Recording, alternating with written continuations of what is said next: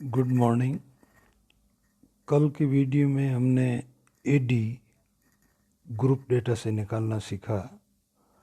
उम्मीद है कि आपने अच्छी तरह से उसको सीख लिया होगा।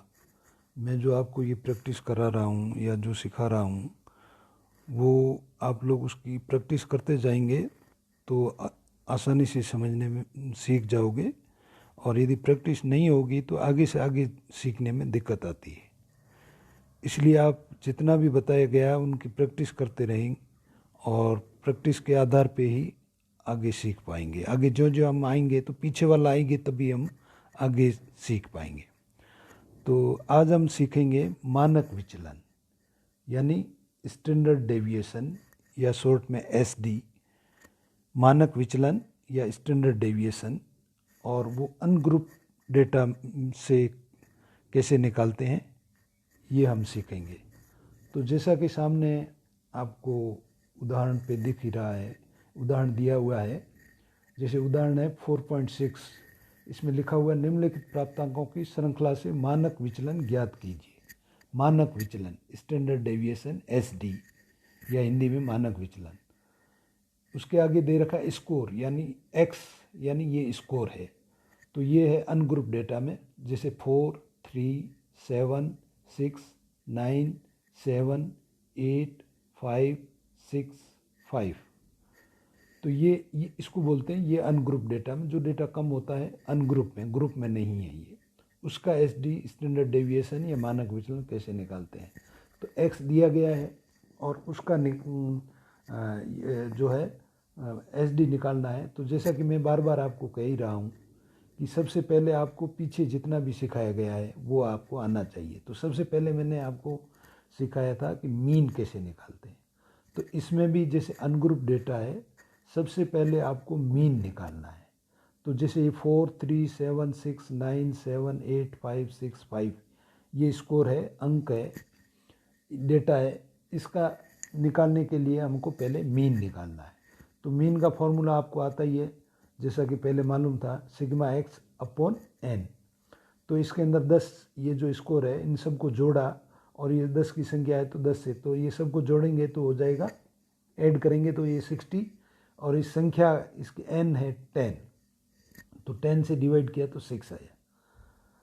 अब नेक्स्ट स्टेप ये जो है नेक्स्ट स्टेप आप करेंगे। अब जो जितने स्कोर है या प्राप्तांक है उनको जो ये मीन आया 6 उसमें से इसको घटाना है। जैसा कि ऊपर दे रखा है, माध्य से प्राप्तांकों का विचलन या एक्स माइनस मीन करना है, वो आपका निकलेगा स्मॉल एक्स। तो मीन एक्स में से मीन, तो एक्स था आपका 4 में से मीन निकला 6, 4 माइनस 6, तो 6 बड़ा है तो इसलिए -2 आया। इसी तरीके से दूसरा है 3 माइनस 6, तो -3 आया। 7 माइनस 6 तो 1 आया। 6 माइनस 6 0। 9 माइनस 6 जो ये अपन मीन निकाला उसी को माइनस बार बार कर रहे हैं। 9 माइनस 6 तो 3 आया। फिर 7 माइनस 6 1। 8 माइनस 6 2। फिर 5 माइनस 6, अब 6 का बड़ा है इसलिए -1 आया।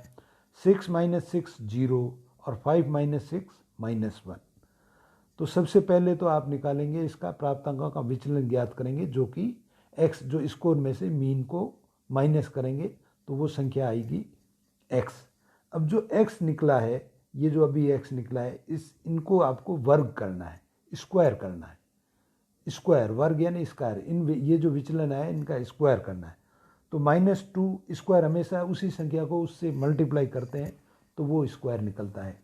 तो -2 इंटू -2 4, -3 इंटू -3 9, 1 इंटू 1 का 1 ही होगा, 0 का 0 ही होगा।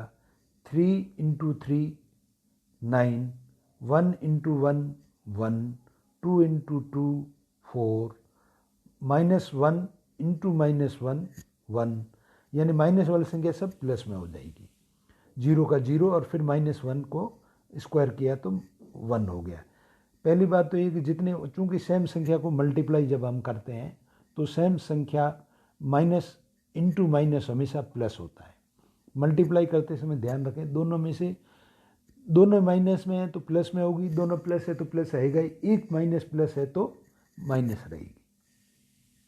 तो यहाँ माइनस इंटू स्क्वायर के लिए सेम संख्या को, उसी संख्या को माइनस को किया तो ये सब प्लस में आ गई।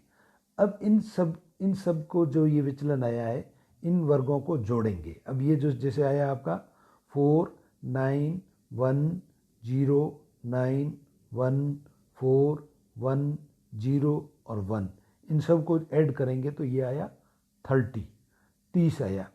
तो ये 30 को मतलब ये सब आपने इसको जोड़ा तो ये 30 आया।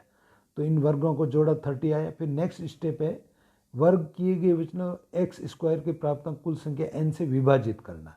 यानी ये जैसे ऊपर फॉर्मूला दे रखा है एस डी बराबर, जो एस डी बराबर या एस डी का ये जो अथवा के बीच में निशान दे रखा है, इसको ये इसका साइन है, निशान है, इसको ये भी लिख सकते हैं।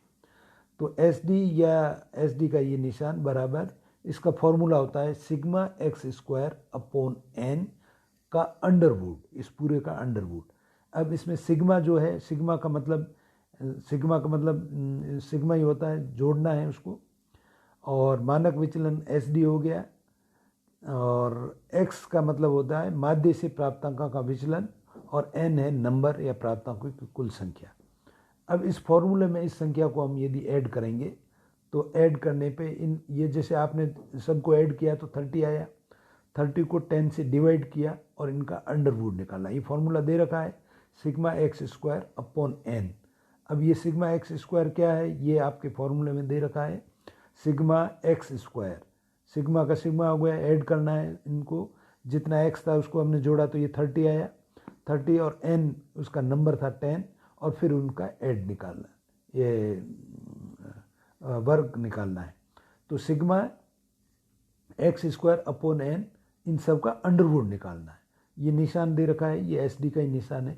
तो 30 माइनस 10 और इसका अंडरवुड निकालेंगे तो पहले इसको डिवाइड, 10 को 30 से किया तो 3 आ गया, और 30 का अंडरवुड निकालेंगे तो 1.73 आएगा। ये आपका आंसर आएगा। मैं आपको वापस और बता देता हूँ कि इन चीज़ों को करते समय ये जो पहले के मीन मीडियन मोड है, मैं बार बार रिपीट कर रहा हूँ, इनको अच्छी तरह से सीख लीजिए। अब नेक्स्ट ये तो है आपका अनग्रुप डेटा से, अनग्रुप डेटा से मानक विचलन ज्ञात किया या एस डी निकालना है, स्टैंडर्ड डेविएशन निकालना। अब ग्रुप डेटा का जो निकालेंगे उसके लिए भी आपको जो पहले मैंने मीन बताया है, एडी निकाला है, वहाँ का एडी तक का प्रोसेस आना चाहिए।